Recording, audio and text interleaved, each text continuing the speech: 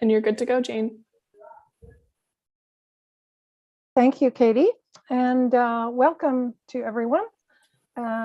Especially all our members are here. We're expecting a couple more people, but they will join in as they're able to arrive. And welcome to Mandy Rainingbird and Sherry Lecker, our guests at the meeting today.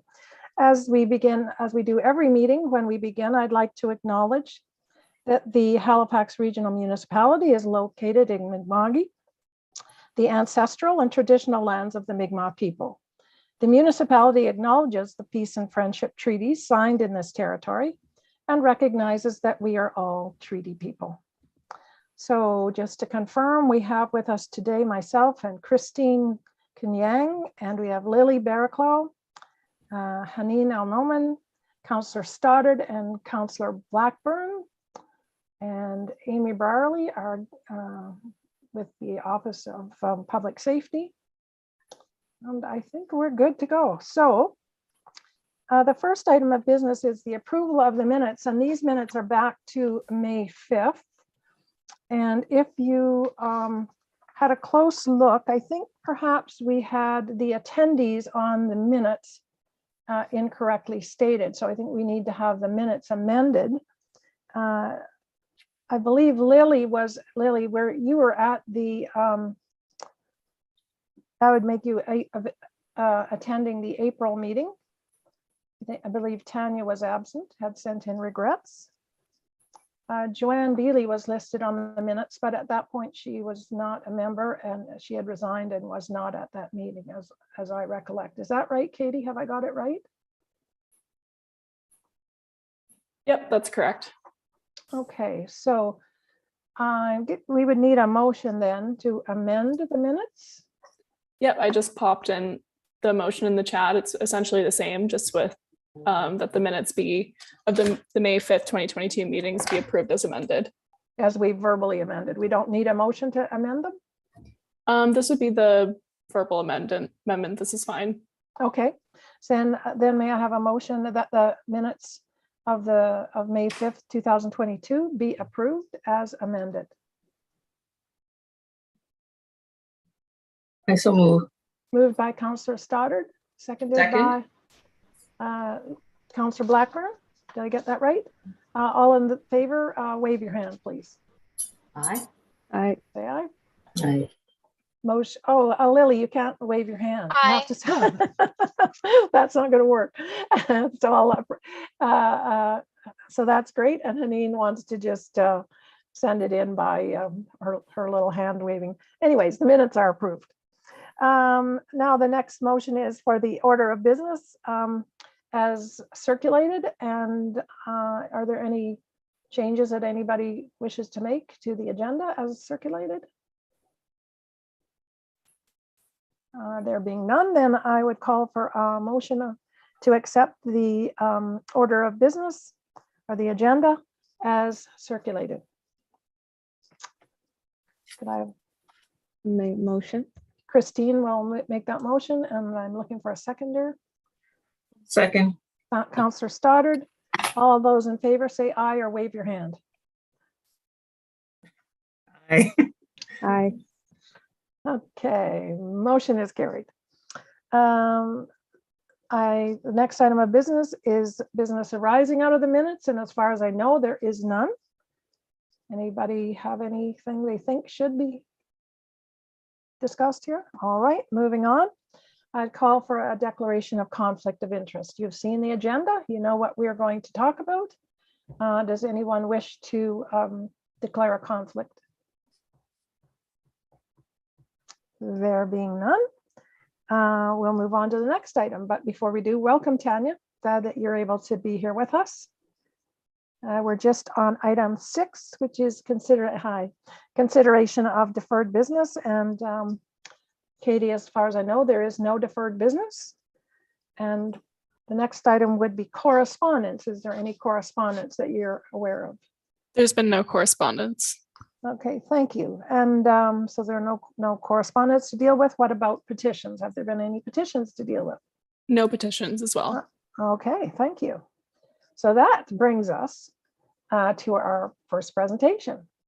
And we're delighted. I've had the opportunity to talk with Mandy K. Rainingbird for a little bit. She and I had a enjoyable and stimulating conversation. And so I know you're going to enjoy her presentation today and our discussion. And she's going to talk about basic income, the work that she's been working on for, I think, several years, and its impact on women. So Mandy, I'm going to turn the agenda over to you. I'm going to kind of keep track. And when we've gone about 20 minutes, if you haven't called for questions, I'm going to interrupt you and we're going to call for questions. How's that? Well, as long as it's about 20 minutes, that sounds good. Sure. Could you put my slides up, please?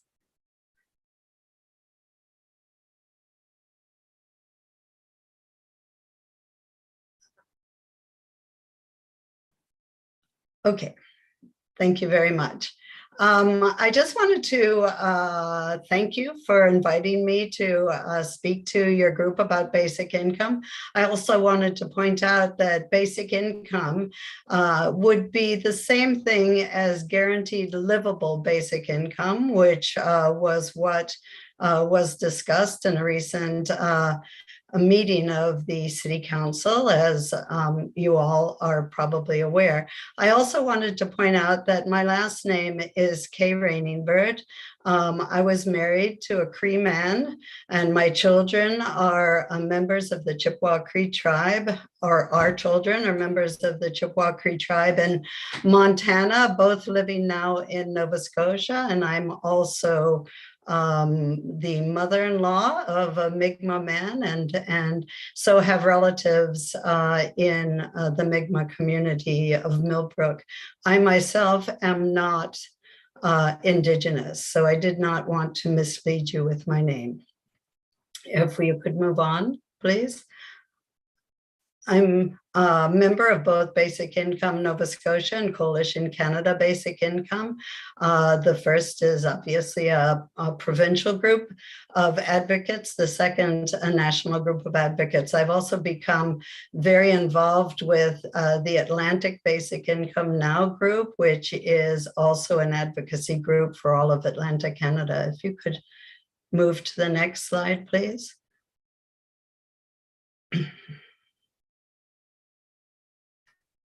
So I'm not going to go through everything that we do, but we do advocate at the grassroots and level, and we speak with politicians of all levels, as well as with leaders of Indigenous groups. I wanted to point out that Big Nova Scotia was very involved in discussions with the HRM, with the City Council of HRM a number of years ago to talk about basic income. We met with many individually, as well as the mayor, and we were involved with the Poverty Solutions discussions, and basic income was identified in two goals of the report that came out of that collaboration between United Way and HRM. So if you could move on to the next slide, please. I wanted to just acknowledge that you're a committee that's focused upon women's issues in the HRM, and women have multiple vulnerabilities. Women, especially Indigenous, Black, and other people of color, are much more susceptible to living in poverty. They often carry the primary responsibilities of giving care in the home, both to children and to people who are ill, potentially ill in the home. They often work, but the work that is available is often precarious work, part-time work, temporary contract work with few benefits. It's low paid oftentimes, especially women-dominated jobs or low-paid jobs. And there's often very poor workplace protections. So these aren't all these aren't the best jobs that one might hold. And then, of course, there are many women who are unemployed. We know that inflation is increasing quite rapidly right now, and wages are not keeping pace. So even if you are employed, even if you have a full-time job, many people are struggling. And women have to contend with home and workplace violence. And we've become very aware of that in many of the reports on the news very recently. And of course, there's other vulnerabilities that women have to face. And I think that basic income will have a positive impact on women and impact many of these areas. So if you could move to the next slide, please.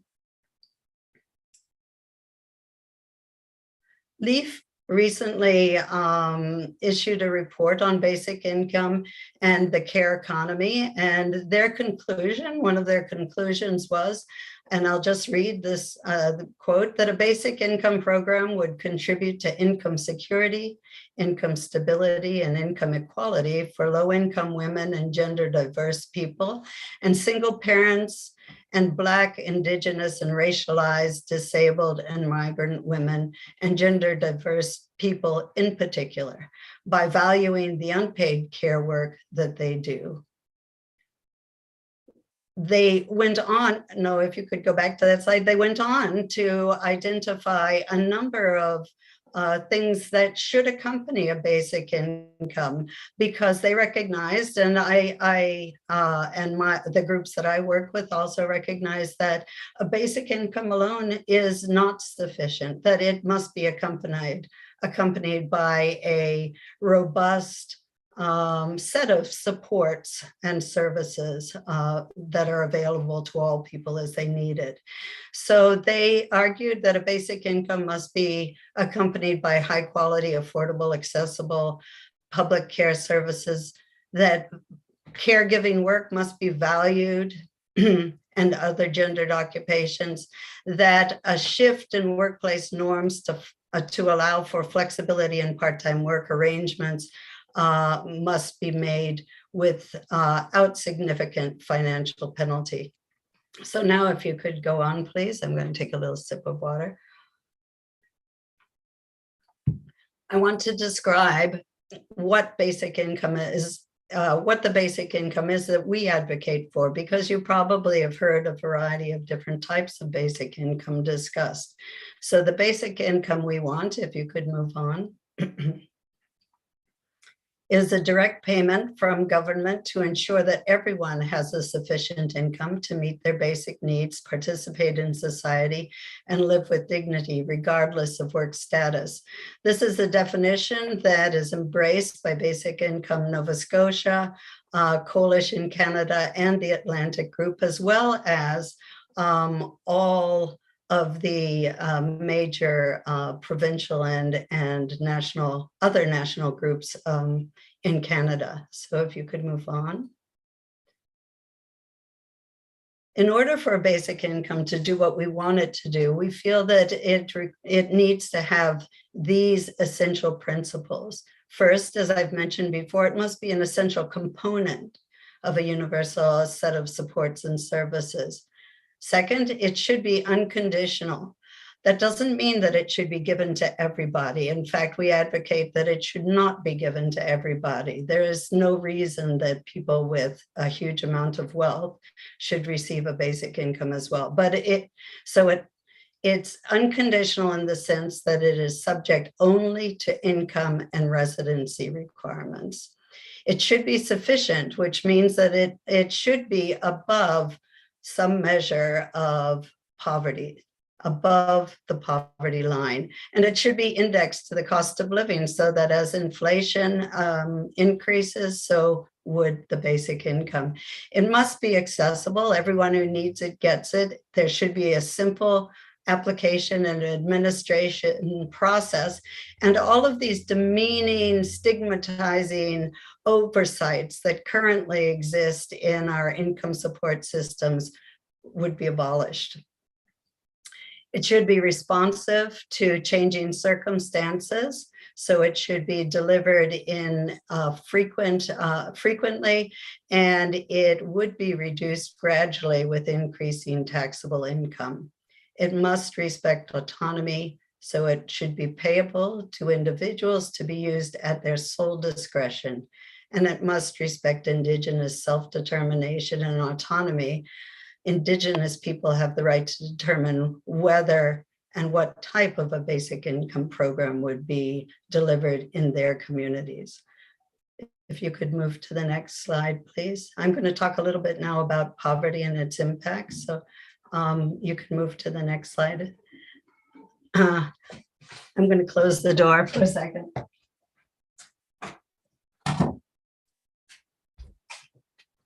My family just came home.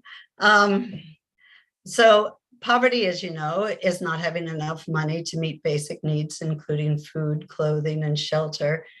It's economic deprivation, lack of income.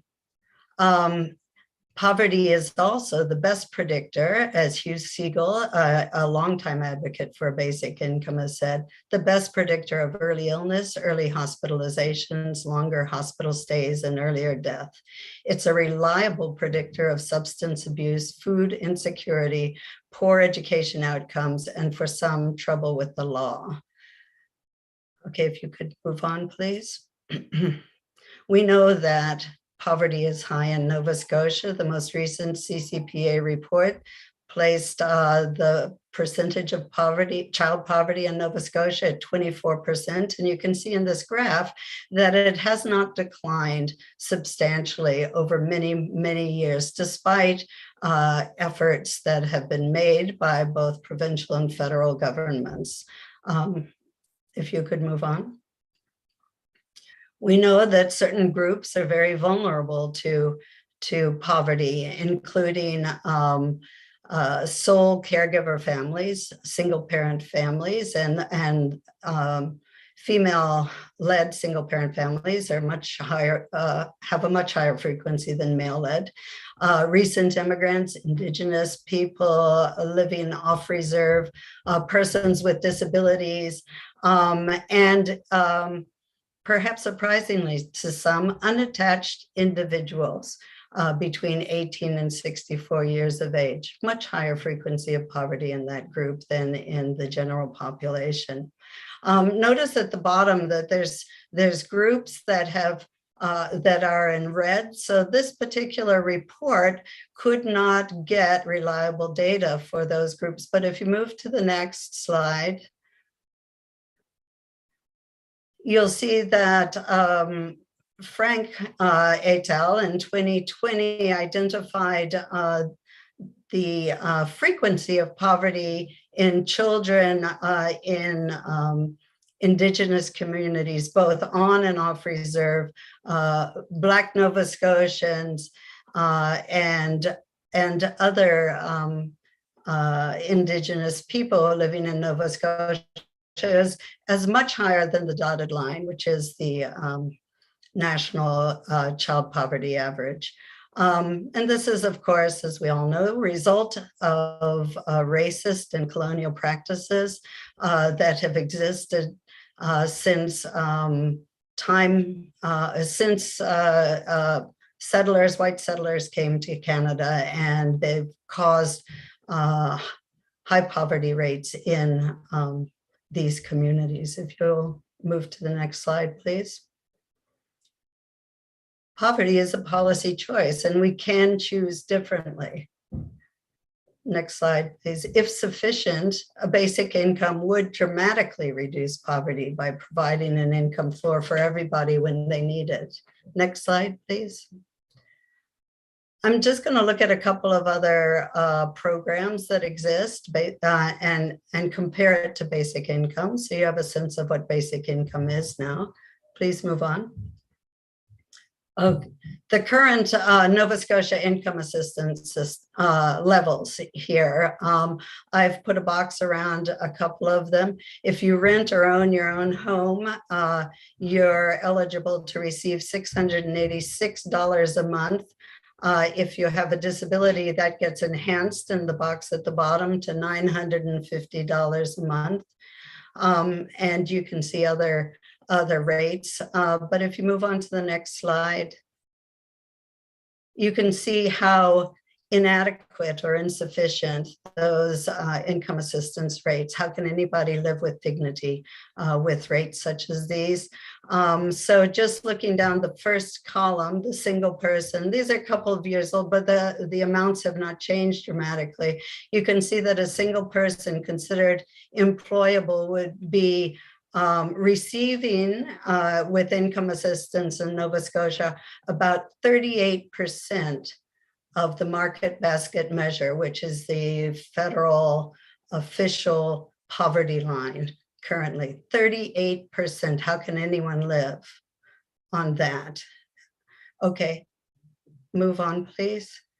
And you can see that income assistance really has not changed substantially over a very long period of time. And we know in the last provincial budget, there was no increase. If you could move on, please. If these amounts look bad, then consider how underfunded social assistance has been for First Nations communities. Far worse. Okay. So while basic income would be sufficient and have no onerous rules and would be provided for everyone who needs it, and income assistance, as we've seen, is totally inadequate. And not only that, it involves very onerous, demeaning oversight and rules in order to be able to qualify for receiving this inadequate amount. It also disincentivizes work because the clawback rate, so to speak, of income assistance is very high. And that clawback rate, or the amount that the benefit is reduced as you have earned income, would be much slower with the basic income. So that would, as I said, incentivize work. If you could move on, please. I want to applaud the HRM for embracing a living wage. I know this is something that has been supported by City Council.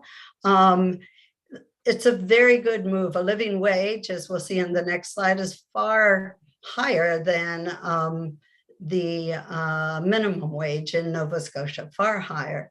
But it's also only for the employed, and it's only for the employed whose employers choose to give it to them.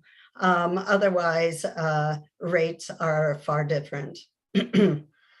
And while with a living wage, if you work full-time, you will receive an income that's above the poverty line up to a certain family size. It still may be inadequate for people with large families. And remember that a very large percentage of Nova Scotians and Canadians have precarious jobs, so only part-time jobs. So even with a living wage, it's not necessarily going to provide the income support that people need with their families.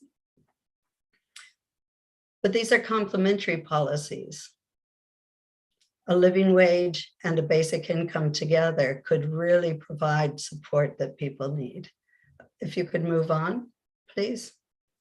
And on the left-hand side here, you can see how a living wage is so much better than the minimum wage, which is $12.95 an hour. A living wage is calculated differently depending upon the size of the community that you're living in.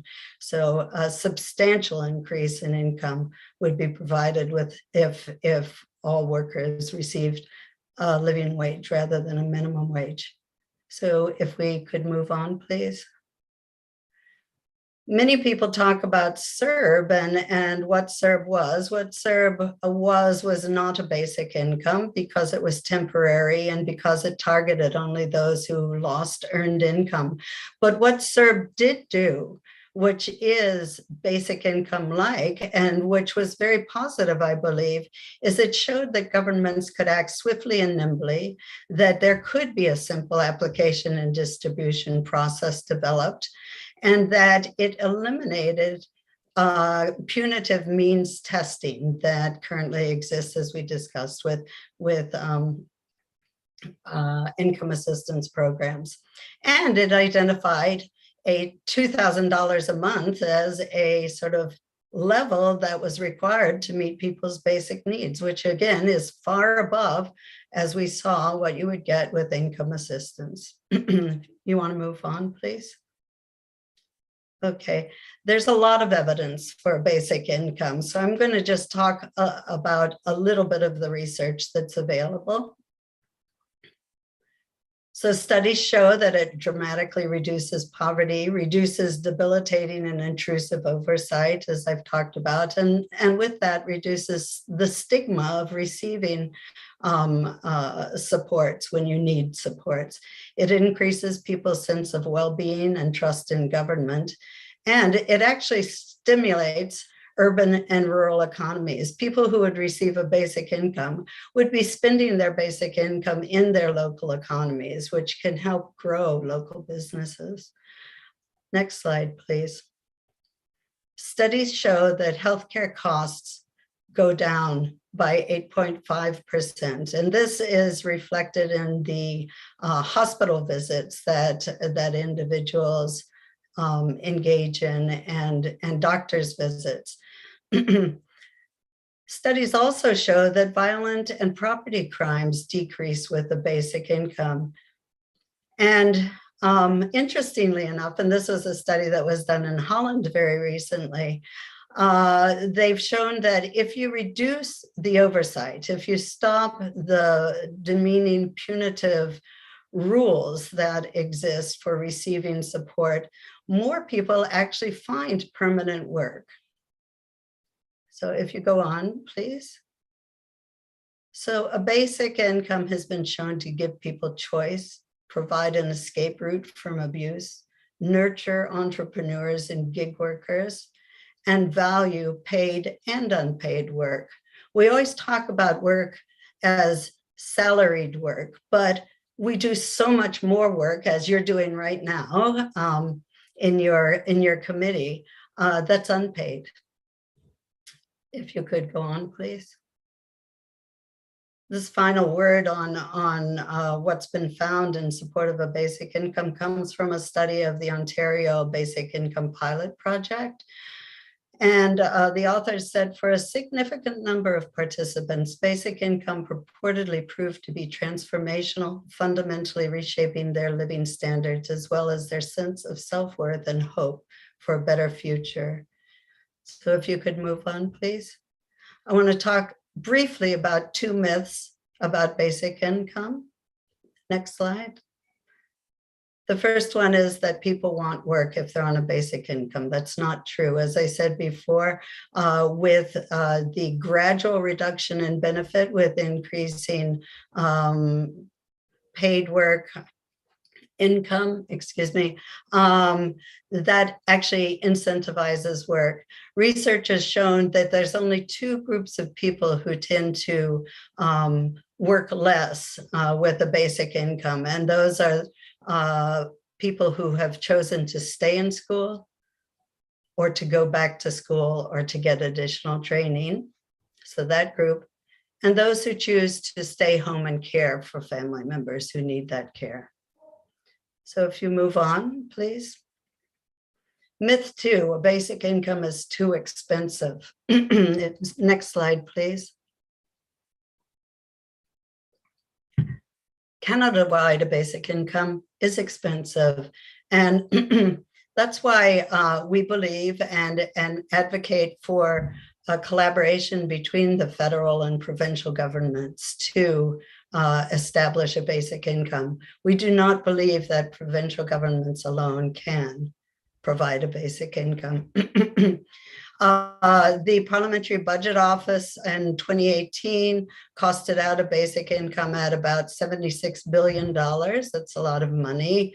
And the models of what a basic income will look like will vary. But this parliamentary budgetary officer offset the costs, that $76 billion, with costs that you would no longer, he felt, need to continue with the basic income, both federally and provincially. And that reduced the cost to a net cost of $24 billion. Now, like I said, you may not agree with what he suggested could offset these costs. And these are things that need to be discussed in establishing a basic income. But if a basic income did not include seniors, so people 65 and older, then OAS and GIS would need to be raised in order to provide as much of support as a basic income would provide. So there would be those things to think about as well. So if you move to the next slide, please. Excuse me, Mandy. I just want to interrupt for a second because just wanting to make sure we have time for our participants to ask questions. We've gone about 20 minutes. Is there some comments that you want to just finish up with? Sure. If I could just have, say, 3 more minutes. Okay. Okay, thank you very much. So this slide shows that there have been a number of studies that have looked at the costed out of basic income.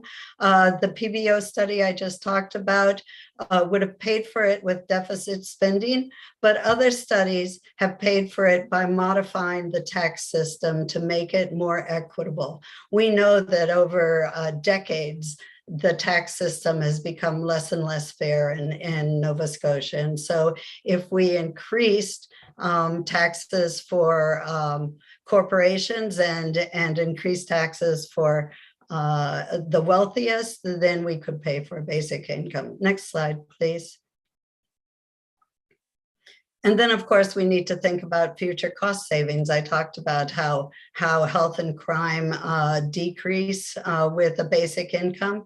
We currently have calculated poverty as costing $2 billion a year in Nova Scotia alone, much Higher throughout Canada. And of course, there's the economic benefits that we can think about. Next slide, please. And then, if you want to consider how much something costs, think about what we're spending on all these other things, and then think about whether we can afford a basic income. Next slide, please. So again, it's a policy choice. We can choose how to raise and spend public funds. Next slide, please.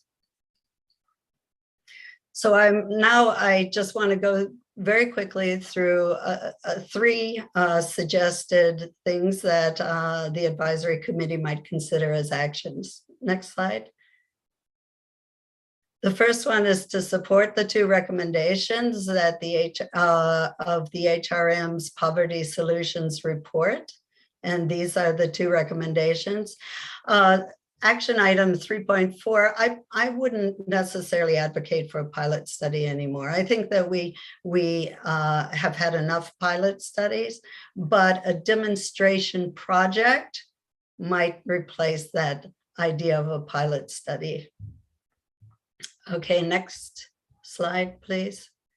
The HRM just passed 15-2. The HRM City Council, just passed 15-2, and the 2 City Council people sitting here, I know, voted in support of this. So thank you very much. Passed the Guaranteed Livable Basic Income Resolution.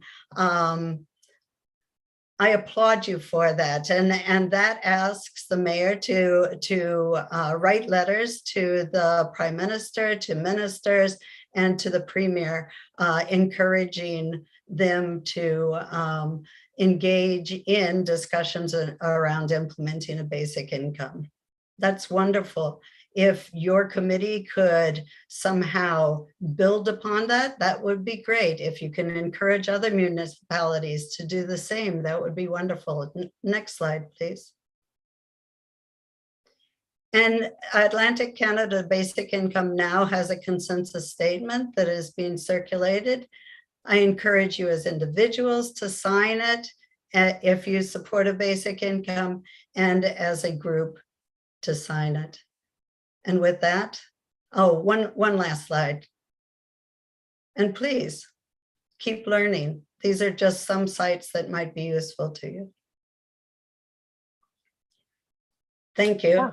Wow, Mandy, thank you. That was a great presentation and Thank you. very well, very logical and well presented and thoughtful. Thank you very much for that. So we have a few minutes now for questions, and we'll do as we always do, just go through alphabetically. We'll start with you, Haneen. Thank you very much for the presentation, Mandy. I'm sorry for my camera off. I'm feeling a little sick today. Oh, no problem, Haneen. I really appreciate the fact that you laid out what we can do as a committee for you, because I think that's always the thing that I really want to know in terms of how we can help support you and support the presentation that you put forward. I think one thing that I just had a lingering thought about was it's often that, you know, marginalized women and youth tend to suffer from this the most. And I'm wondering if you would think that having some type of quota or something or other to be able to employ them within the city would be something that's helpful, or is there any studies about that at all? A quota for hiring marginalized people within the city, is that what you're asking? Or providing for volunteer opportunities for youth from marginalized communities. Mm-hmm. I think that's a great idea. I don't know of any studies that have been done. It would be something that would be in addition to a basic income, but I think that it's important to recognize that a basic income is not a panacea, that it provides an essential piece for our social, we'll call it social safety net, but many other supports and services are necessary. And many of the supports and services that we currently have need to be bolstered and improved, as I'm sure you're very aware. And so the suggestions you're making, I think, are excellent suggestions and could only help. Thank you very much, Mandy. Mm-hmm. Thanks. Lily, do you have any comments or questions? Yeah, hopefully this is coming through okay. I'm going through his body service spot, but thank you so much for that presentation, Mandy. It's really great to see it laid out. I've done some work around basic income in the past, so this is a really clear laid out, and similar to Haneen, I really appreciate that you gave us some ideas of things we could do to help support the work. I guess the one thing I'm wondering about is you mentioned that you'd veer away from pilot projects and more towards a demonstration project to help support this work. And I'm wondering what you mean by what a demonstration project versus a pilot project would entail, or what you're envisioning. Thanks for that question. That's a great question. You may be aware that PEI has all party support for basic income, and that the Premier has asked the federal government to engage in discussions about implementing a basic income throughout Prince Edward Island. When I talk about a demonstration project, that would be one example of it, a project that instead of it being short-term, pilot projects tend to be about three years in length, and then they end. Demonstration project would be longer, 5 to 7 years. It would be intended to explore exactly how a basic income can be implemented and to work out the details and the glitches as they arrive with the basic income. And this is what PEI is asking for, in my understanding. In fact, there is a group of of politicians and economists who have been meeting to try to describe how a basic income might be implemented province-wide, embracing the principles that were described in the report that the all-party committee did in PEI and submitted to the government and was accepted by the government. So that they're working to try to develop a proposal for a demonstration model to bring to the federal government, and that has the support of all parties, as I said, in PEI. I think, sorry that I got a little lost in that answer. I hope it was interpretable. So just to clarify, a pilot project is short-term. All of the 2 pilot projects that have been conducted in Canada, one in Manitoba, one in Ontario, were when governments changed.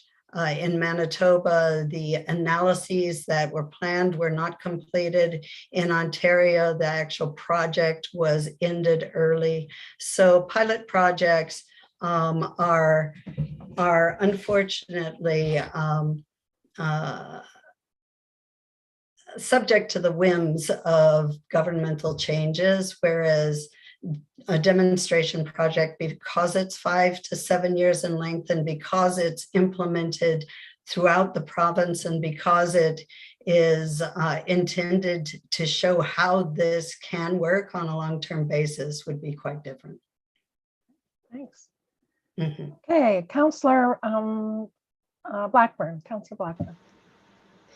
Thank you very much, and thank you so much for this presentation, Mandy. That was fantastic. And just to just sort of add on to what you were talking about with pilot projects from a municipal perspective, pilot projects scare us because a lot of times what happens is that other orders of government start these pilot projects and they're wildly successful, and then after 5 years the funding ends. You know, the province or the feds will step away and move on to something else. But then the community comes to us and says, listen, this was such a great success. We need you to continue it. And a lot of times we just don't have the funding in order to do that. So yeah, I appreciate your thoughts on that. Just wanted to dive a little bit deeper into the basic income, and thank you so much for recognizing council's decision to support that and send a letter. I think that you know, it really does reflect the general feeling of our council, you know, how we feel about basic income and really all the benefits that can come from it. And I'm just wondering, so do you see a basic income as eventually replacing things like EI, child benefit, or would those programs sort of still stand on their own? And also wondering too about, you know, the logistics about, and I hate the term clawback, but, you know, as somebody gets into the job market and they start making more money, getting that basic income clawed back, you know, that I just see that as something that is sometimes can be a barrier. There's, you know, the more money they make, that dollar for dollar, it's it's clawed back from their benefits, and they get no further ahead. And I'm just wondering, you know, how we can peel back the basic income as somebody's income increases in the workforce, but yet, you know, still give them the incentive because they're, you know, they're still, we still want them to get ahead. You know what I mean? Mm-hmm. Well, thank you for those questions. I think that it's hard to say what a basic income would replace. You ask about CCB, you ask about EI. One principle to remember in implementing a basic income not one that I said, but is that no person should be worse off with the implementation exactly. of a basic income. And so whatever programs do get replaced, the person or the family should be better off as a result of it if they need it. Yeah. So that's all I'll say about that. But except to go back to what I mentioned about OAS and GIS, which are income supports provided to people 65 and older. You know, basic income could be implemented by folding that in or not. If you fold it in, then the supports would be the same across the board. If somebody has no other taxable income, then they would get the full benefit and it would decline with increasing earned income.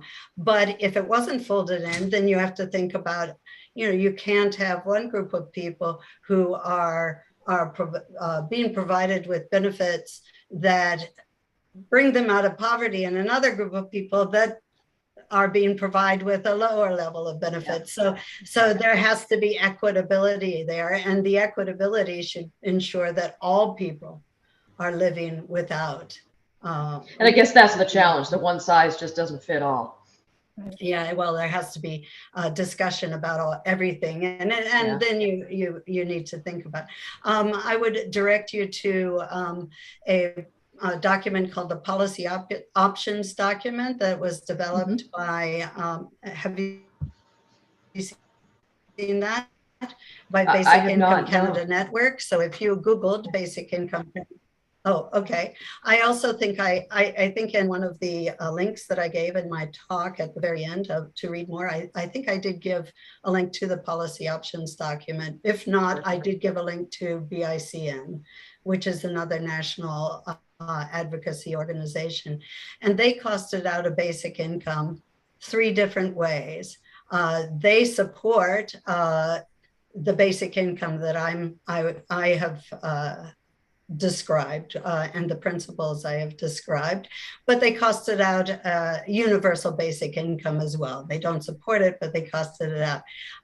But the other 2 models that they costed out, one of them was with OAS and GIS folded in, and the other was with it kept separately. So it'd be interesting, I think, for you to look at that document. Will do.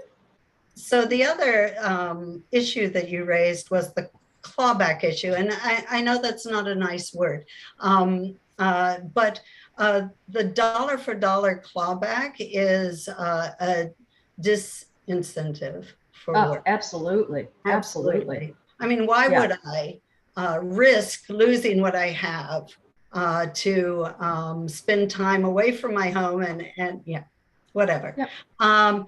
So the PBO did another costing of a basic income in which he looked at I say he, but it could well be a she. It's probably a group, you know, but so ignore my pronouns there. But costed it out with different clawback levels. So the clawback level that's typically looked at is 50%. So you reduce the benefit 50 cents for every dollar earned. But he also costed out 25% and I think even 15%. So there could be various levels, and we don't know because studies haven't really looked at this, which ones would be most supportive for people. Appreciate that. Thank you so much. You're welcome. Thank you. Let's move on to Tanya. Hi there. Thank you, Mandy, for that presentation. I guess my only question, you talked a bit throughout the presentation about different provinces and what kind of they're doing. Is there one province that's kind of leading the charge on this, that's kind of the furthest along? And where is Nova Scotia kind of at in our progress with coming to terms with a project like this? I would say PEI is farthest along, and that's because there is all party support. There has already been a committee in examining and issuing a report. That report was accepted by the legislature. The premier, a conservative premier, by the way, the premier has agreed, and with legislative support, unanimous legislative support, to try to engage the federal government. And as I mentioned before, there is a group of politicians, retired MPs, current MLAs, and economists talking about how a basic income might indeed be implemented throughout PEI. So PEI is clearly farther along, and anything we could do, I should have added that, anything we can do to support their efforts, it should be done as well. Nunavut has a committee that is examining how a basic income might be implemented in Nunavut. My understanding is that that report will be coming out sometime soon. That should be very interesting. I know there's a lot of support for a basic income in that territory. So there's a number of places I would like to see Nova Scotia move forward. I think this action of the HRM City Council it got a lot of press coverage.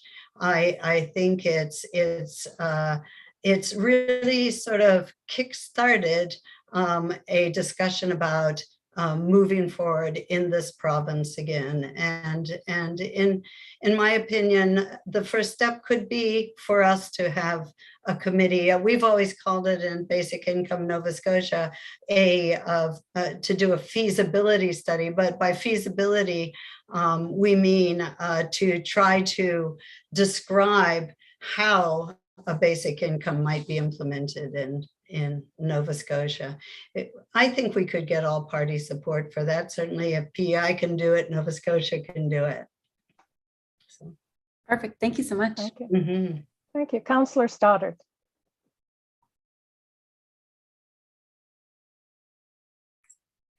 Hello, Mandy, and thank you very much for your presentation. I like the way you laid it out. Thank you. You're welcome. Couple of questions. Well, first of all, I'd like to say that I was glad to be part of HRM's decision and their vote. It was very important, and I know the public does look to us to see what we're doing, so it was a very good thing to see. And one of the questions I had is basic income compared to living wage. Is one taxable more than the other, or is it, because like you said, you make more and then, sometimes you get less? Yeah, a living wage would be, wages are taxable earnings, and depending on how much you earn, you may not have to pay any taxes, or you may have to, or you pay taxes. A basic income, it would really depend on how it was implemented, but yeah, I don't know that I can answer that question. It's a very good question. Yeah, because I'm thinking about basic income. It's for anybody that needs it, but mm-hmm. Are you gonna lose part of it because depending on what basic income comes in that? Mm-hmm. Well, yeah. if you're receiving enough to put yourself at or above the poverty line, then one would think that income is not, that there would be no taxing of that income because you don't receive enough to be taxed on it. But yeah. That makes sense. Mm-hmm. Okay. What was I gonna ask you? I think you've already, I think Good. the Blackburn already asked that question, so I'm good. Thank you. Okay. Okay, thank you very Thanks. much. Thank you. Christine.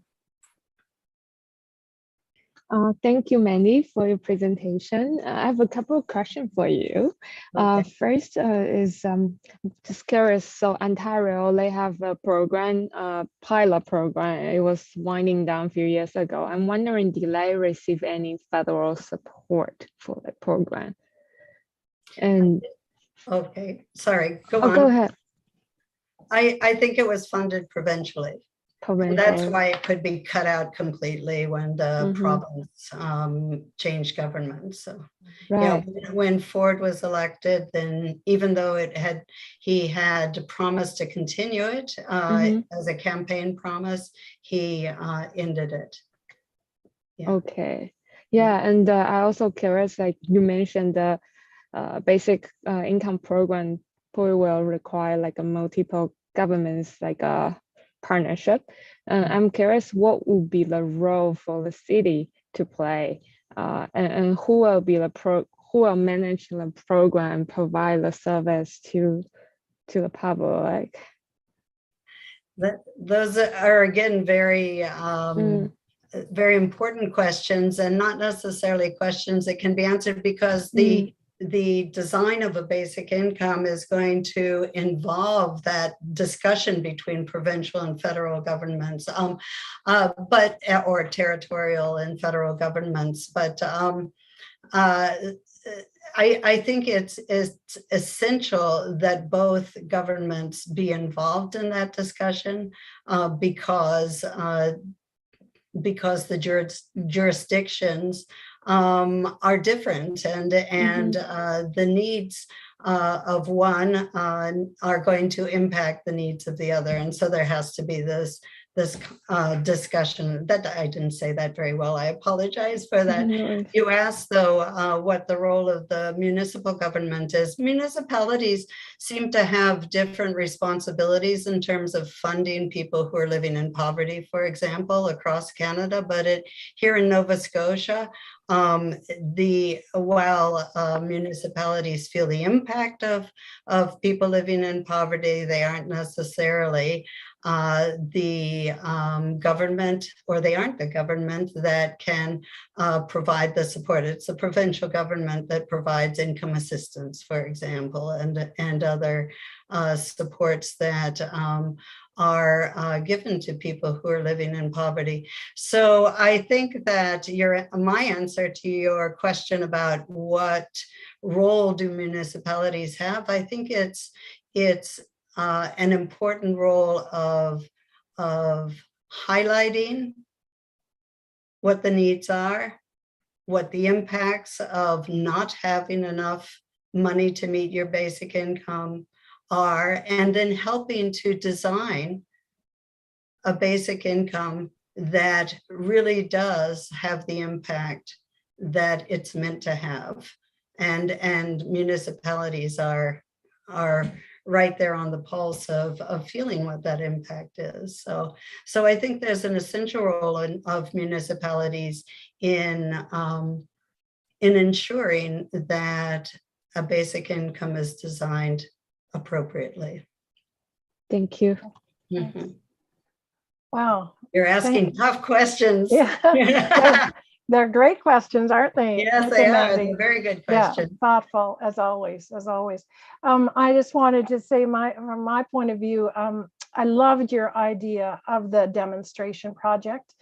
As everybody I think here knows, I'm a Manitoban, and I was a young professional when the Dauphin project happened. And although as you stated, although the analysis wasn't complete, there was plenty evidence from that project of the benefits to the community, to the individuals, to the economy, to the healthcare system, and on of a basic income. The evidence has long been there.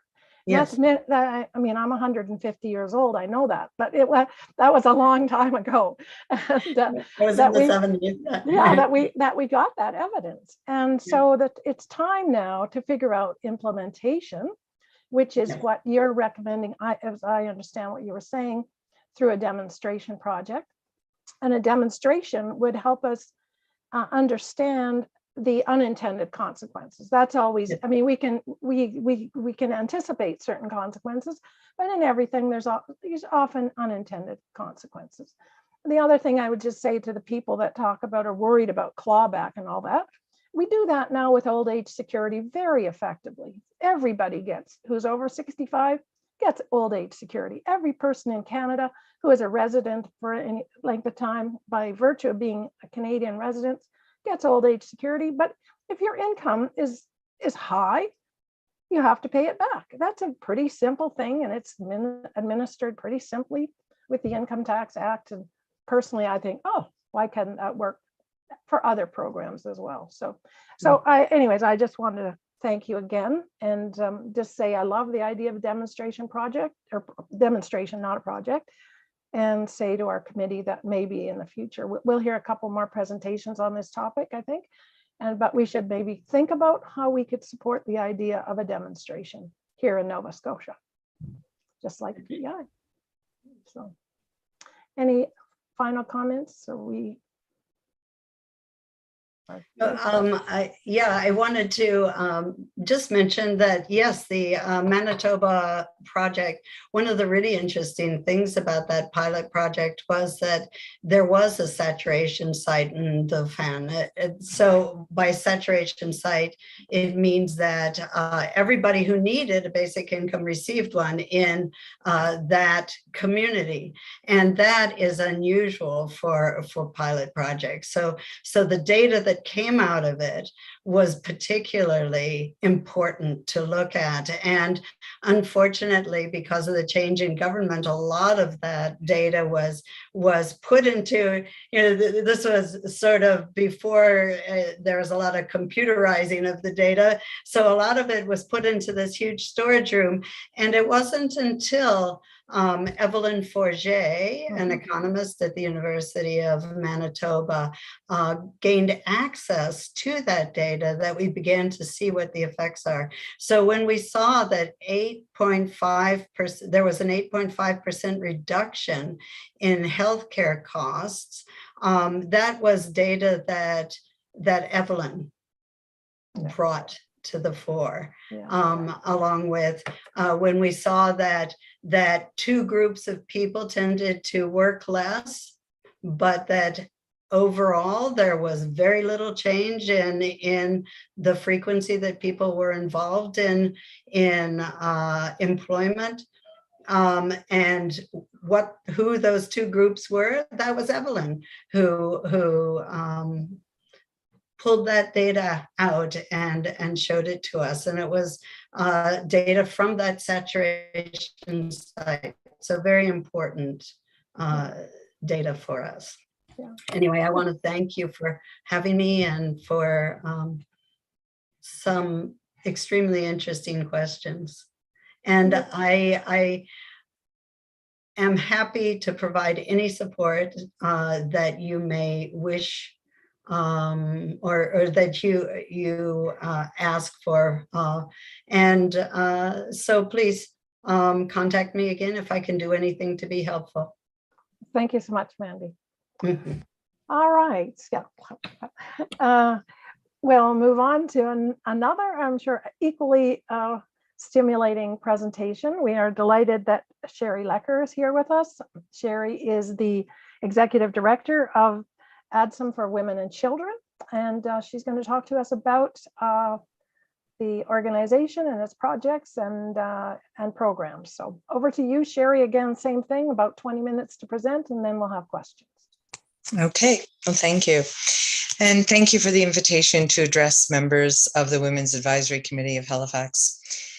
To be honest, I almost don't know where to start or what words to use to talk about the situation of absolute homelessness and housing insecurity in HRM and the impacts and consequences for women, families, and gender diverse persons. Is it a crisis? Is it an emergency? We've been using those terms for at least 18 months. And I don't know how to describe something more urgent than a 911. Halifax is booming. And we can drop the slide for now. Thanks, Katie. Halifax is booming. We see it all around us with construction fences and cranes and roadsides diverting traffic. It's one of the fastest growing cities across Canada, with international and interprovincial migration to Nova Scotia at record levels. In the last 5 years, downtown Halifax grew at the fastest pace of all downtowns across Canada. The city's overall population increased by almost 10% during this time period.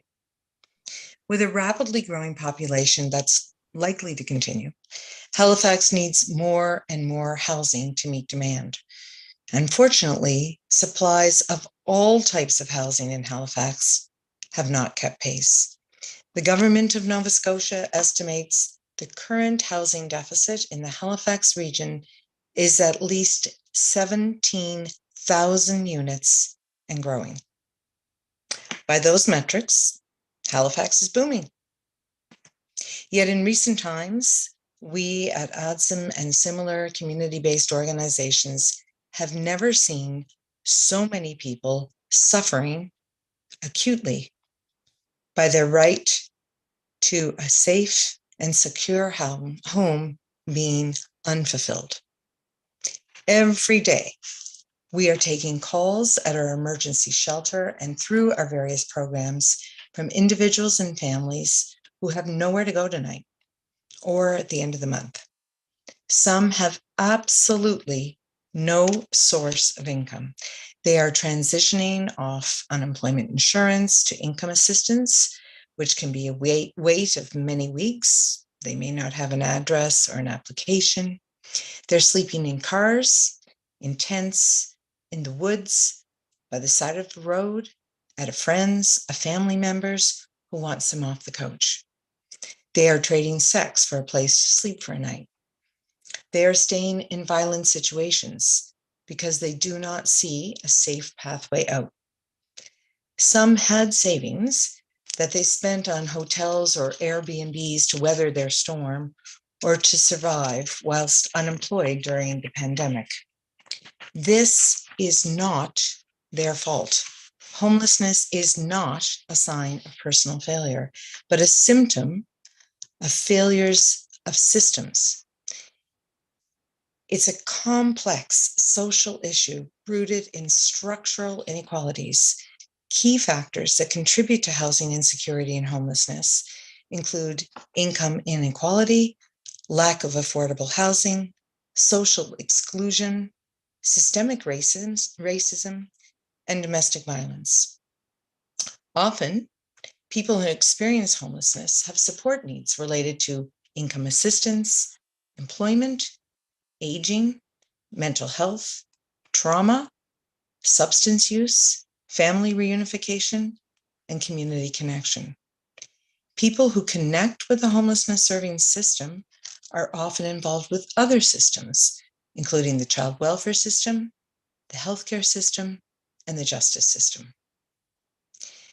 The number of women, girls, and gender diverse people experiencing homelessness in Canada is deeply underestimated in official numbers. They're less likely to use shelters, drop-in spaces, and public spaces, and they're more likely to rely on hidden and dangerous supports to survive. Because of this, the full extent of their homelessness is largely unknown. This is reflected in the Halifax by name list, where women make up around 40% of the population recorded as actively seeking housing, despite making up 52% of the overall population. Next slide. So, although homelessness data for women, girls, and gender diverse people is extremely limited, data on housing, income, and poverty presents a more complete picture, clearly illustrating that women and women-led families disproportionately carry the burden of housing instability and core housing need in Nova Scotia. Core housing need meaning you're spending 30% or more of household income on housing. Some people spend 50%, even 70%. In Nova Scotia, I don't think it's a surprise to this committee. You've probably heard some of these statistics before, or you can rattle them off, but women earn less than men in total income, despite equal participation in the workforce.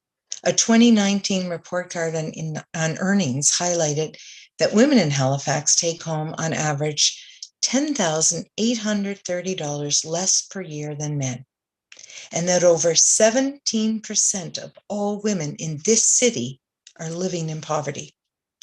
Women from marginalized communities, including Indigenous and racialized women, seniors, and those living with disabilities, are particularly susceptible to the effects of poverty, and we've just been listening to that.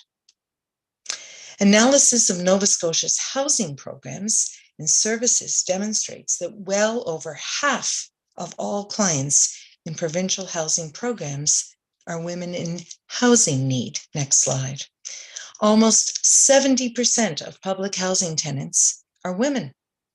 Over 60% of applicants to public housing are female. Approximately 18% of public housing tenants are lone parent families, and of those, 93% are female-led households. 2/3 of public housing units are seniors units, of which 65% are female occupants. Approximately 60% of rent supplement clients are female, and in 2018-19, half of all participants in the homeowner repair and adaptation programs were single-led female households, and of those, the average age was 67 years. Next slide. Child poverty is linked to the extent of access that households have to suitable and affordable housing. You've already heard this today. According to CCPA's 2021 report card on child and family poverty in Nova Scotia, our province had the third highest rate of children living in low-income households across Canada, and the highest rate in Atlantic Canada. 41,213 children were recorded as living in poverty in Nova Scotia, which amounts to 1 in every 4 children. 53% of children in lone parent families were found to be living below the poverty line.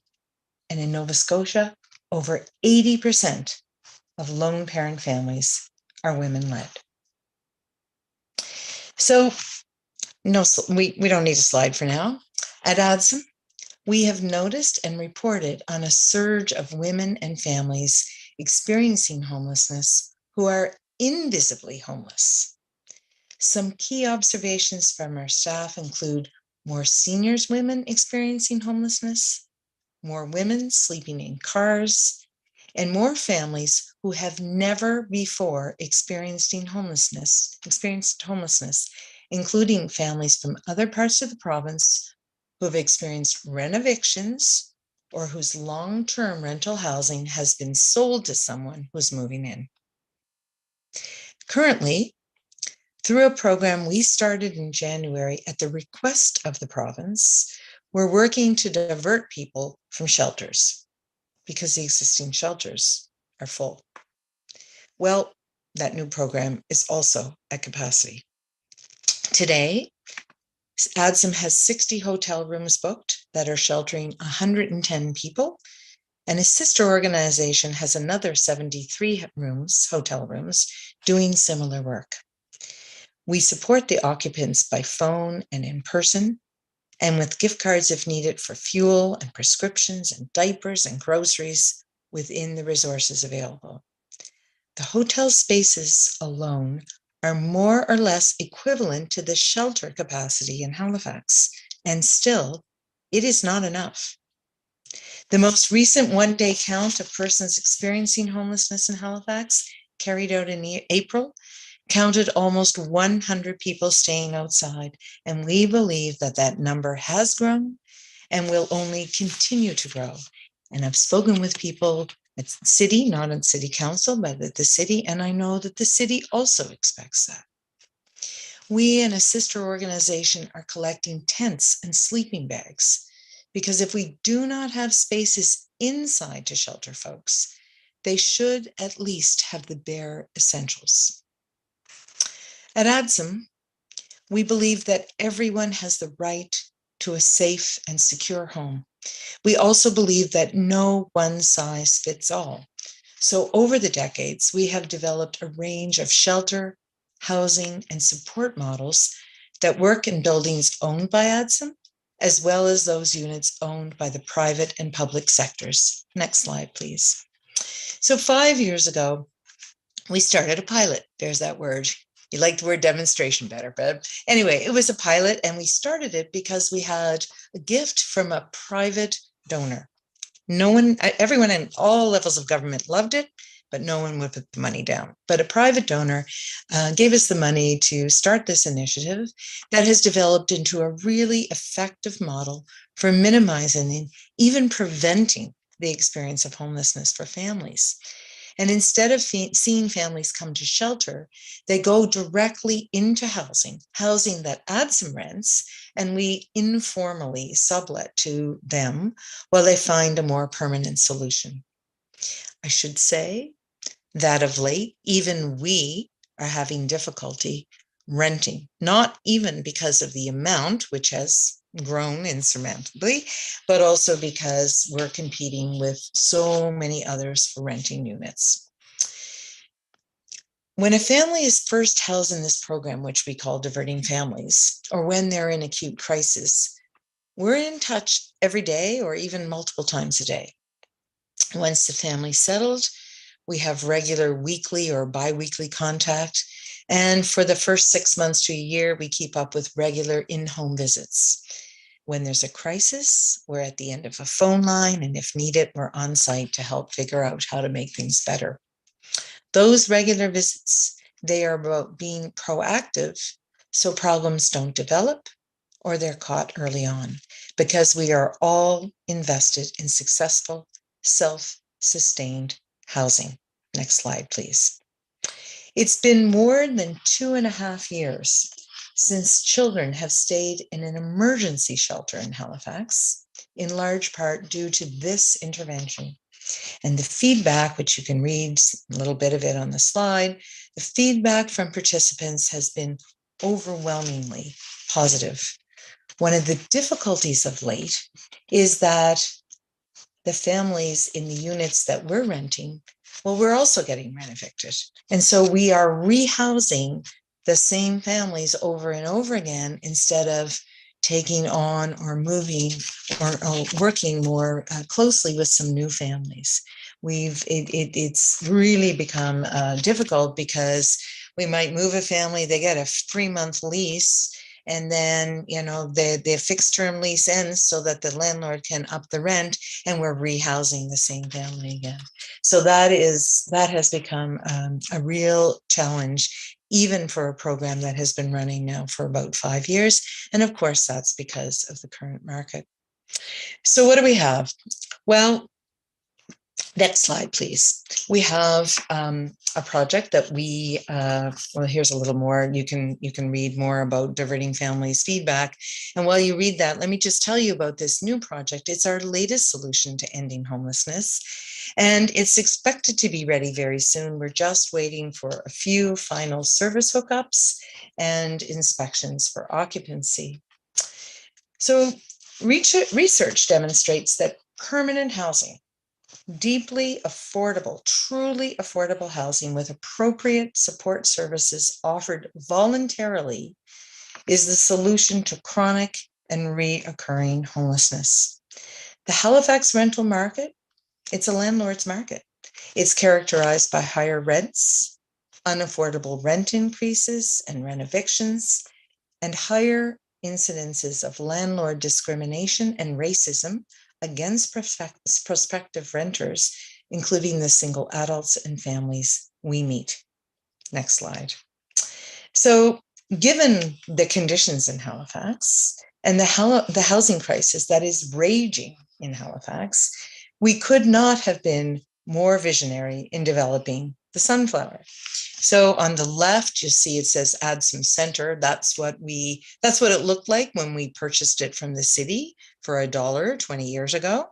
And on the right-hand side where you see the sunflower, that is an artistic rendering of what we have been developing. And this latest addition to our housing portfolio, it's permanent, it's affordable, it's accessible, and it's a sustainable community in Lakeside, which is about 12 kilometers from downtown. And Councillor Stoddart, who's in this meeting, can speak to that distance in that community. So the sunflower is comprised of 25 1, 2, and 3 bedroom apartments surrounding a shared courtyard. And in addition to the residential buildings, there's a community center with program and office space for on-site support staff, including a social worker, program staff, property manager, and peer support. The sunflower will have parking, as well as an opportunity for tenants to use an electric vehicle for errands and outings through a pilot, there's that word again, a pilot car share program. Next slide. Depending on household composition, as many as 55 people, including children, will soon be calling those bright yellow doorways home. All tenants at the Sunflower will have their own leases with ADSUM. They will pay rents that are geared to their household income at no more than 30% of pre-tax income. Based on what we've heard is that currently an insufficient monthly payment to recipients of income assistance, the rents will range between $285 and $357 per month. Let those numbers sink in. No one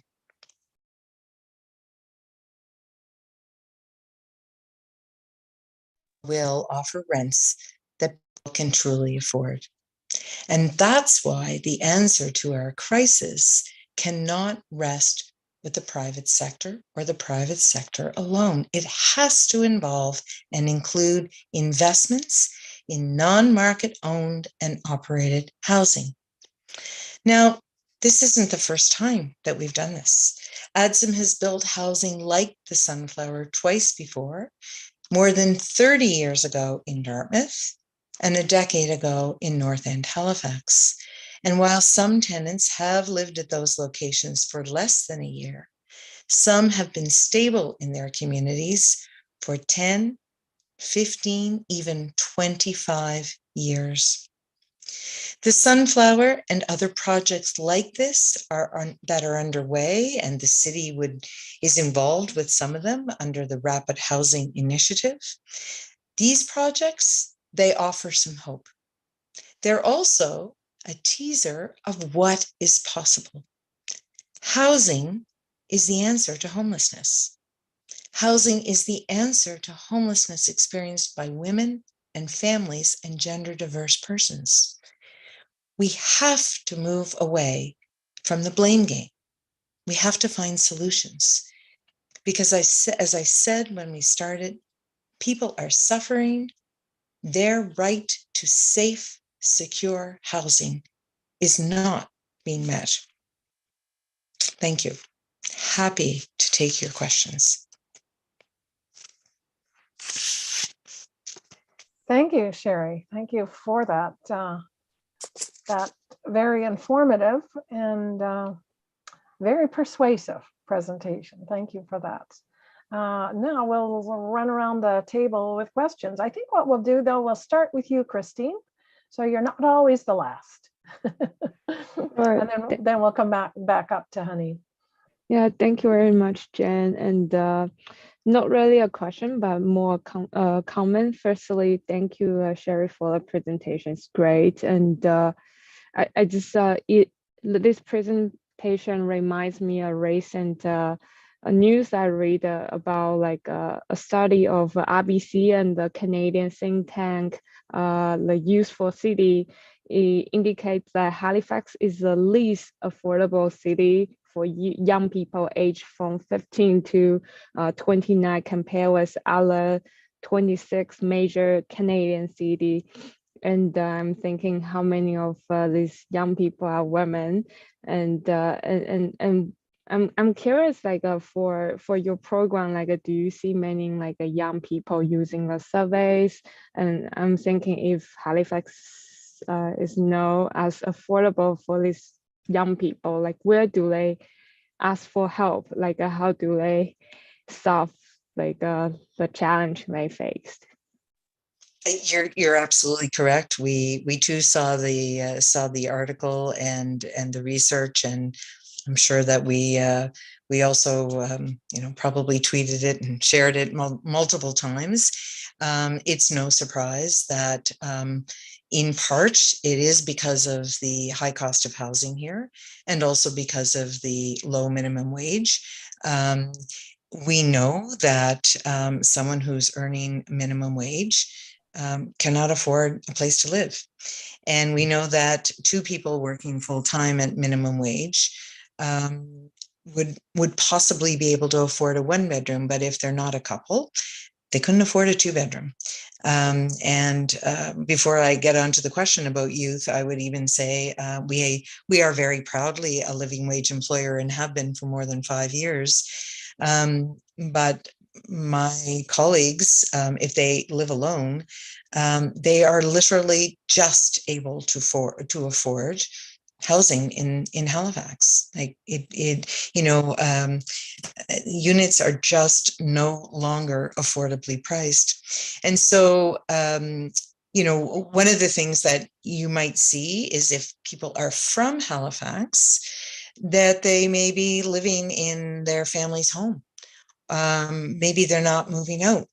They may not count themselves or consider themselves homeless, but they're living at home as young adults because they can't afford to move out. That is absolutely something that we're seeing all across the country, but definitely true here. Just yesterday, someone told me about, a family member who's starting a professional school at Dalhousie, and it's their third degree, and they're still living at home because they can't afford to move out. So that is definitely a factor for young people.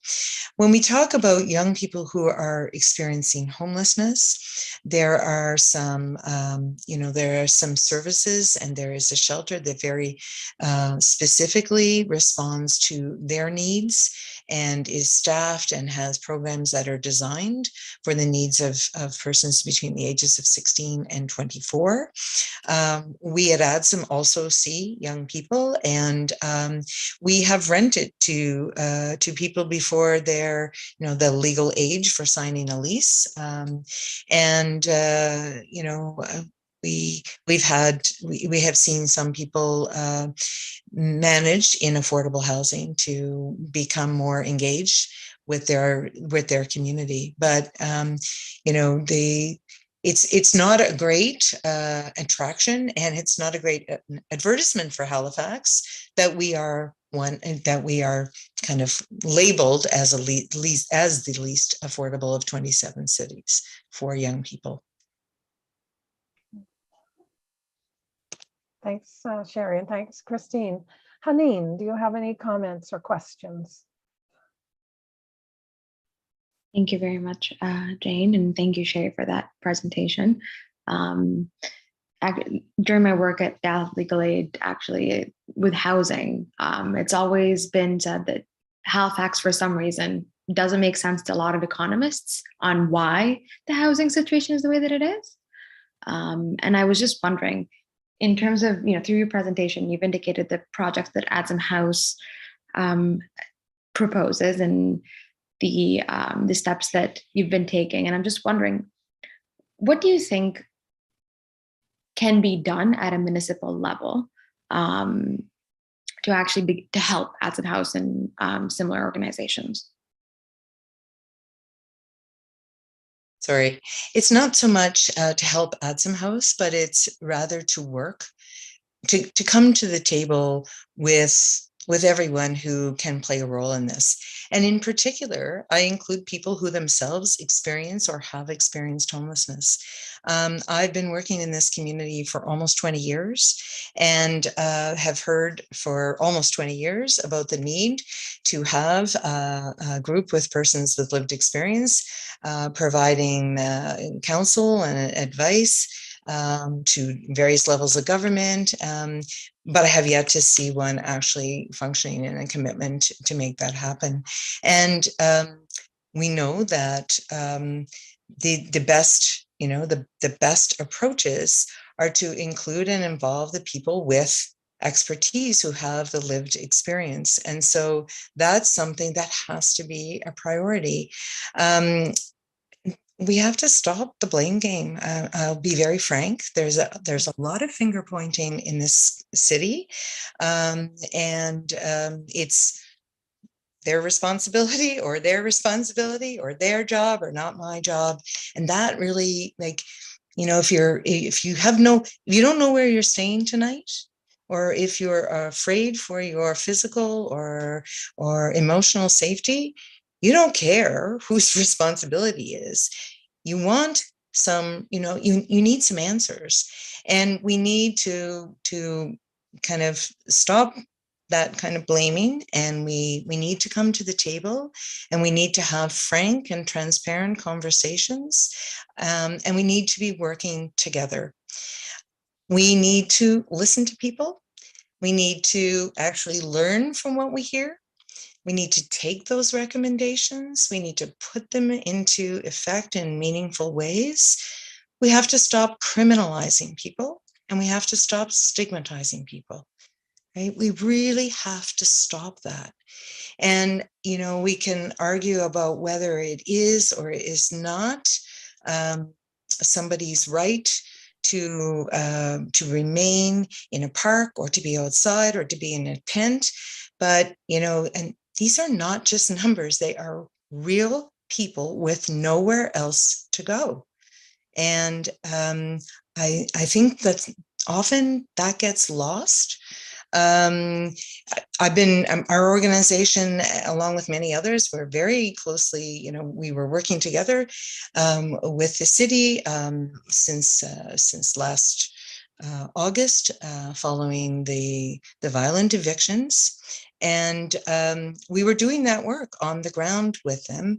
But at the same time, no one was really having substantive conversation with us. And so I would say that that's what needs to happen.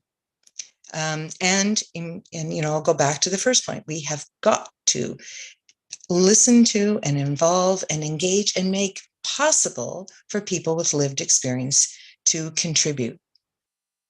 And not only to hear what they have to say, but take up their recommendations, even though sometimes it may feel uncomfortable or difficult. Very often we appear to prioritize the citizens based on whether they own property or not. But they're all citizens, and we have to work together to realize people's right to housing. And I don't think we're doing that. Thank you very much. Thank you, Sherry. Lily, over to you. Nice to see you, Lily. Thanks so much for your presentation, Sherry. And I don't think I have any questions at this point, but I'm definitely listening to everything you're saying, and it's really, it's a very tough situation, and really appreciate you taking the time to lay it all out for us, and hope that we can, within our role as a committee, do something that will help move this forward in the right direction. Thanks, Lily. Tanya, do you have any? There you go.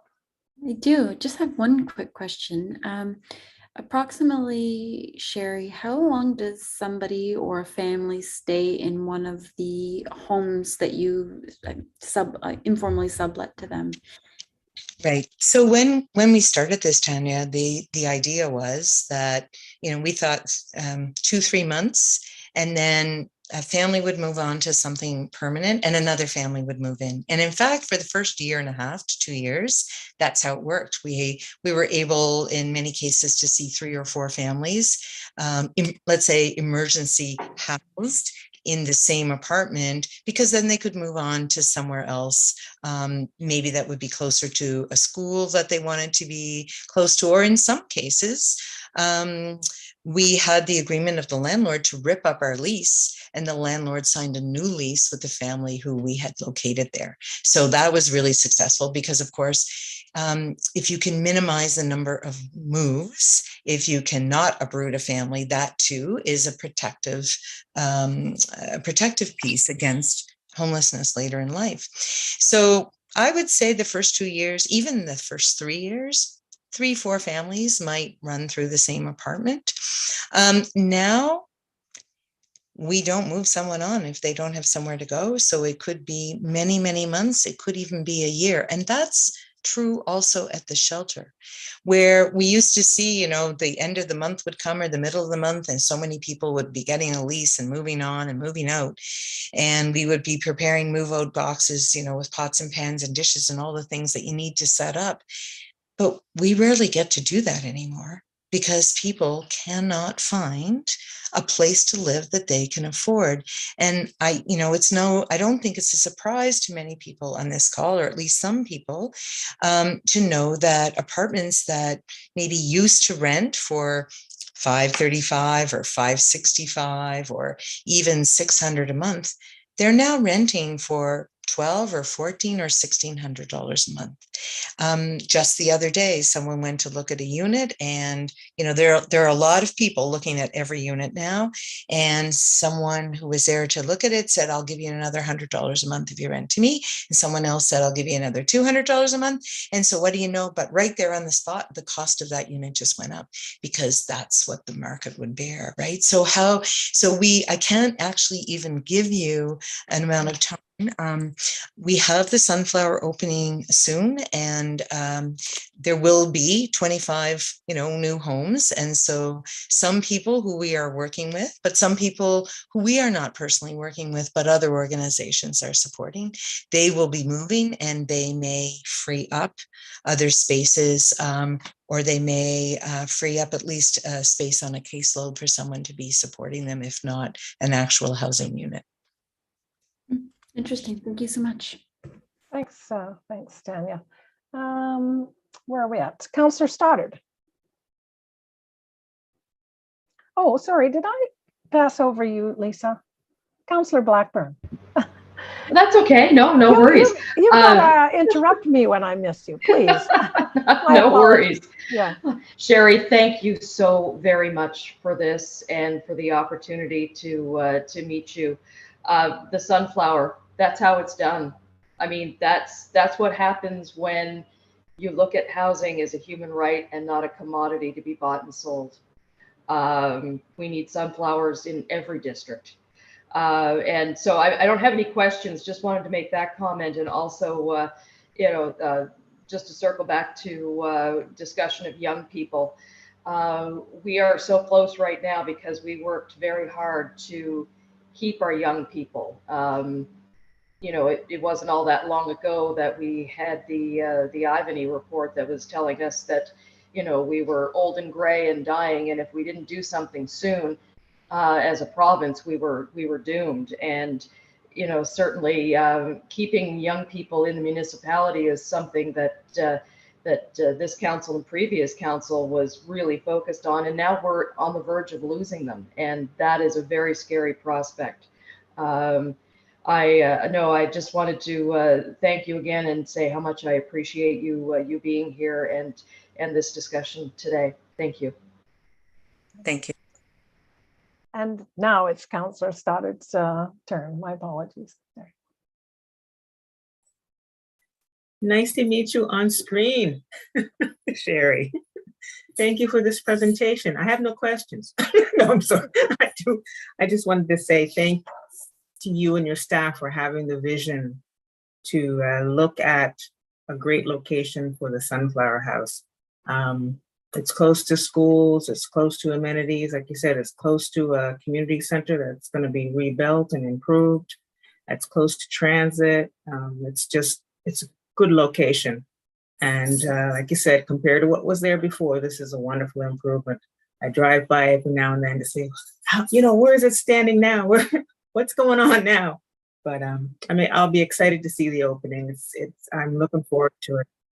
And it's going to be a great addition to the community. Thank you. Thank you. Yeah, so I think that everybody's had a chance to make comments or questions. Sherry, I just have one question or comment I'd like to ask, and that has to, I just commend you at some for women and children on initiatives like the Sunflower House. To me, I didn't know anything about that. That's an incredible initiative. So my question is just, what do we need to do, or what could we do as a community, as a committee, to help have more of those kind of housing structures? Right. So the counselors on this call would be familiar, of course, with the Sunflower, because it was part of the first program under the Rapid Housing Initiative, which is a federal program, which has a variety of streams, including a municipal stream. And so the city of Halifax received an amount of money. They had a very quick call for proposals because we already had a vision of what was going to be, like, we were already working on something when the request for proposals came in. We very quickly were able to make a submission. There are 3 of us, and we made the submission and started construction in the midst, really, at the height, let's say, of COVID. So we have, of course, been through all of the difficulties around, having crews be well enough to show up, having enough people to work, all the supply chain issues, all the cost issues. And because we did it very quickly, I think it was a 2-week turnaround, some things don't look for any of our 3 projects, don't look exactly like we thought they might. So they have all costed far in excess of what that money was. So we've made, I think, some really good recommendations to the planning department, who we work with most closely on this project at the city. In our case, we received $4.1 million through the Rapid Housing Initiative and the city, and the project is actually $6.9 million. So you can see that there's a lot of money we had to find in between what we received and what we actually needed. And so we really need what I mentioned, which is we need to have investment in purchasing and in building nonprofit owned, non-market housing. That is the answer. Nobody else is going to rent at rent geared to income rates. Nobody else is going to do that except operators of nonprofit owned housing. You can't make a go of it, right? Like, we're not here to make money. We're here to ensure that people are housed and are safe and supported for the very long term. And I just think that is the answer. And that is where we need the attention to be, is on non-market owned housing. All kinds of housing has been sold off. Multi-unit buildings have been sold off that if there'd been funds to purchase them, we could have prevented people from being rent evicted. So while we're undergoing all that we are with the market, we're also seeing more and more people being rent evicted at the same time. And that's what we need to prevent. Yeah. Okay. Thank you. Thank you for that. So thanks again for a very challenging and thoughtful presentation. And I'm hoping that our committee can take what you've offered to us and do what we can to enhance the lives of women in the HRM. So thank you for that. All right, we will move on to our next item, which is staff reports, of which there are none. And then we get to committee member updates, and we have two items. One is an update from council, which I believe Councillor Blackburn is going to provide, and then it'll be followed up by Christine, who's going to present a motion. All right, thank you very much. Yes, since the last Women's Advisory Committee meeting, there were 5 regional council meetings. On May 3rd, we voted to establish friendship accords with Indigenous partners at HRM. We discussed and finalized locations in HRM parks where tenting can take place with services. We approved a $50,000 grant in support of Ukraine relief efforts. On May 17th, voted to approve the purchase of 60 electric buses. Approved the increase in parking ticket fees to $45, and voted to fund over 50 community events through HRM grants programming. We also asked for a staff report on continued funding for the SPCA Trap, Neuter, and Release program. At the May 31st meeting, we approved a grant of over $260,000 to fund Housing Trust Nova Scotia's plans to build 173 units of housing.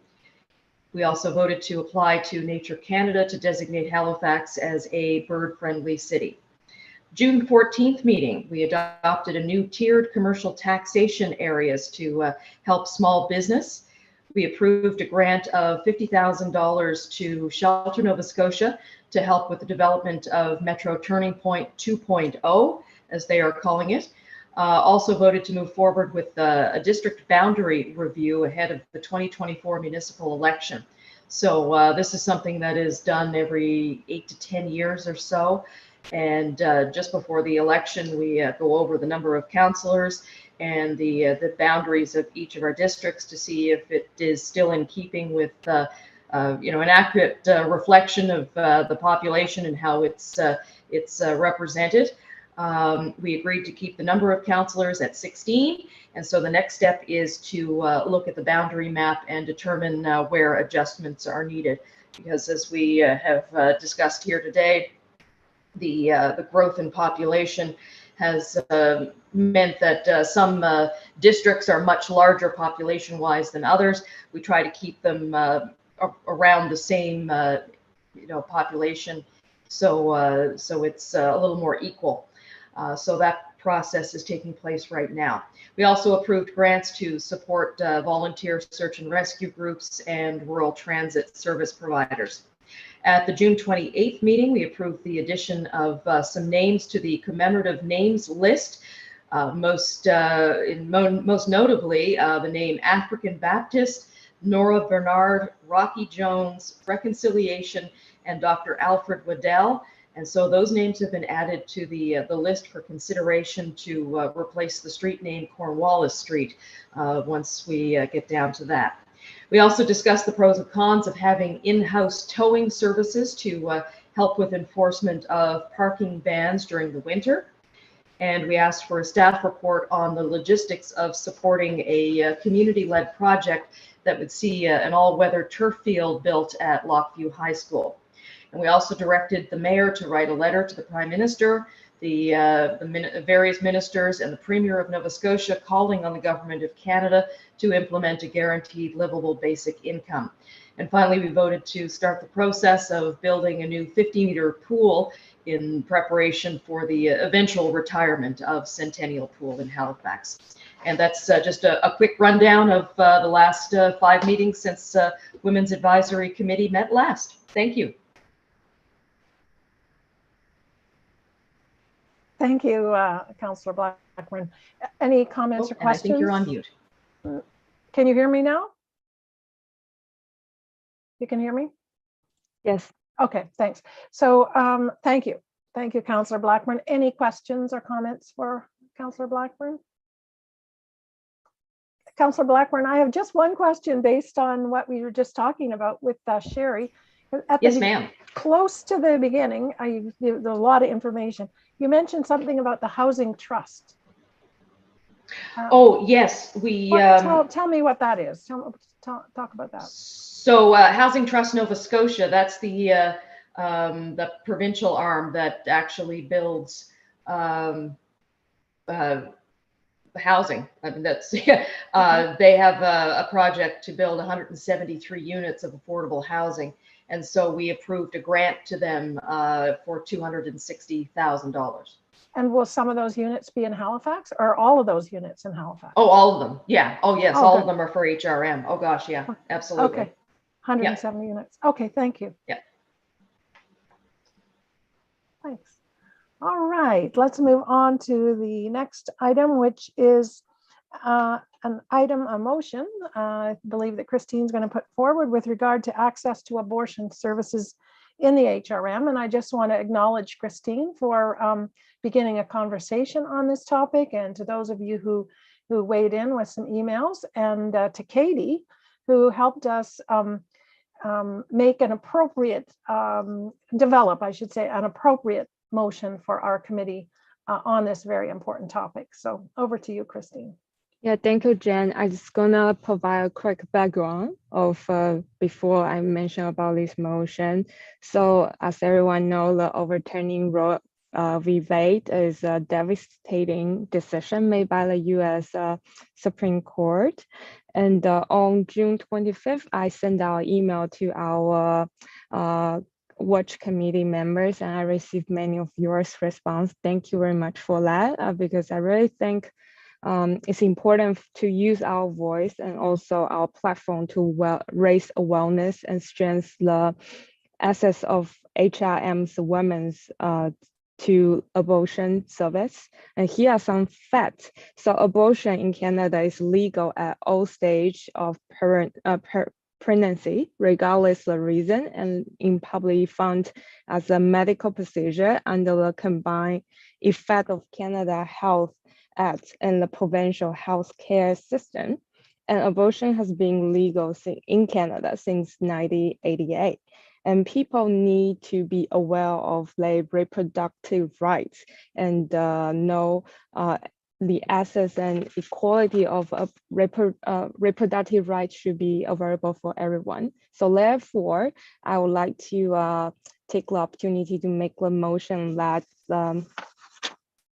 Executive Standing Committee recommend to the Watch Committee make a motion that Executive Standing Committee recommend to Regional Council that the mayor to be asked to write a letter to the Federal Minister of Health opposing any bill or motion that is intended to restrict abortion or reduce access to abortions in Canada.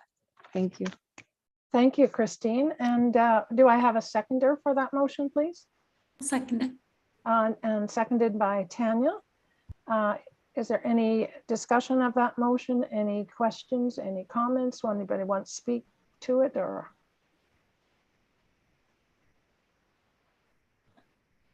We're all good, it looks like. No, ready for the question then? Ready for the Call question? for the question. Okay. All those in favor indicate by saying aye or waving your hand. Aye. Aye. Aye. Thank you. Motion is carried. Oh, Jen, I think you're on mute. Sorry, I hit the wrong button there. So I don't believe there are, did you hear that I said the motion was passed? Did that get heard? Okay. So that I believe is the last item. I don't believe there are any other added items. Katie could help us if there were. I don't believe there are. And that brings us to the date of the next meeting, which I haven't written down, but I think is September 8th. So we have a little hiatus during the summer. So you've got July and August to not have to attend to watch meetings and to enjoy beautiful Nova Scotia and beautiful HRM. Just get outdoors and enjoy this beautiful part of the world we live in.